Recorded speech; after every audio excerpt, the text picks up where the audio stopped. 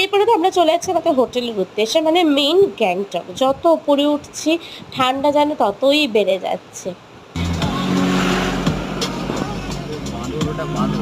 Sorry, বাদর। তো ওটা অ্যাকচুয়ালি ছিল বাদর, আমি ওটাকে হনুমান বলে ফেলেছিলাম। তো তারপরে আস্তে আস্তে সুখের রাস্তা দিয়ে এগিয়ে যাচ্ছি আমাদের মেইন ডেস্টিনেশন, আমাদের সুখের জায়গা, শান্তির জায়গা। আর এই জায়গাটুকুনি যেটা ভিডিওতে দেখছো, এটা তো মানে আমার অসাধারণ লাগে। তো যত উপরে উঠছি আরও বেশি করে ঠান্ডা শুরু হয়ে যাচ্ছে। আবার সেই নেক্সট ইয়ারে যাব। কোথায় যাবো সেটা এখনো ভাবিনি, বাট যাবো এটা শিওর, পাহাড় দেখতে।